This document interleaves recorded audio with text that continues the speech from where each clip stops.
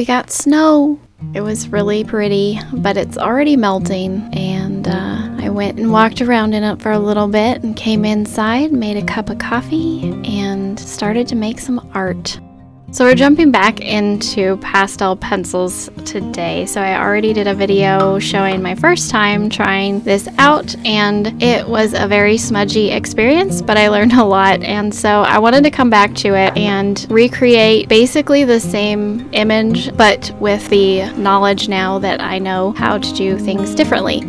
So what I'm doing here is just taking some watercolor paper and folding it down to the size that I want. I don't know if this is common knowledge, but this was something that my grandma taught me how to do. She was an accomplished watercolorist, and you just fold the watercolor paper, crease it hard and straight, and then you get that edge damp. What you don't see here is I actually took my straw and dribbled a couple drops of water down the edge of the fold and wipe it along it so that it dampens that crease, and then you just flip it over and dampen the other side. Just takes a couple drops of water and you fold it back and forth, back and forth, back and forth until you get it soft and well-defined crease. Then you find a straight edge like the edge of the table and use a lot of downward force, holding the upper page very secure, and just tear it, and it tears a perfect straight line as long as you wet it enough and creased it enough. Then you have even tear edges all the way around instead of like a cut edge if you were to use scissors.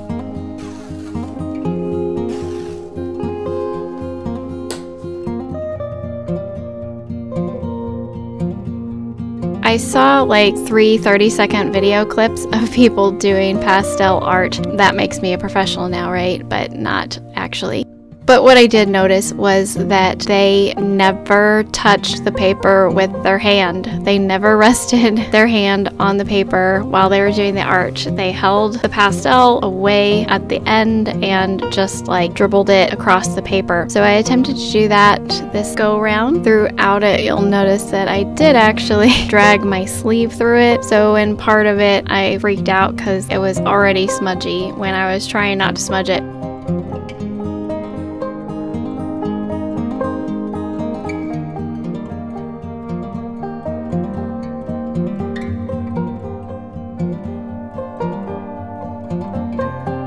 My carefulness to not smudge it, and I smudged it. Meh. We keep going though.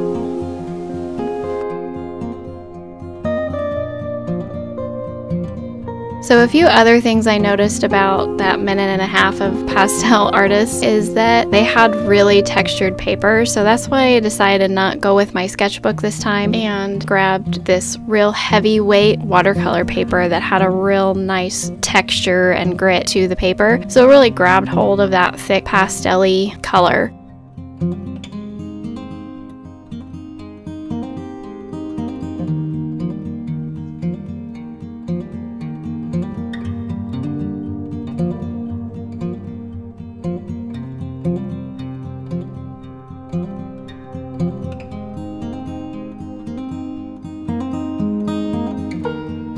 Something else that's fun is that I mentioned before in my first video that these pastels were something that I got passed down from some of the things from my late grandma, Eileen. The board that I taped the page down to is hers, that she created a lot of her art on. So it's cool to have pulled that out. She's been gone now 2 years. This was the first time I used that art board of hers. Since then, it was kind of special.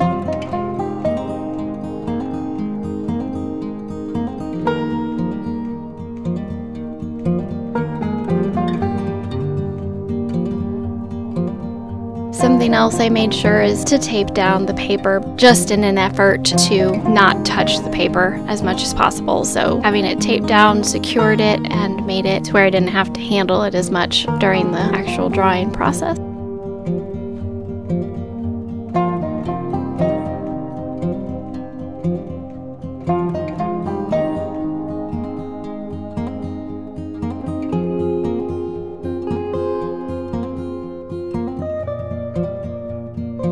This has been a really fun experiment. It's kind of like drawing with crayons though, and I'm not so much of a fan of that. I really like drawing tiny details, and you can't do that with this, but it is fun to do like this big, broader scale piece, and just lots of heavy color and heavy texture. It's very different and out of my comfort zone, but it was really fun and kind of freeing to experience that. So definitely very fun.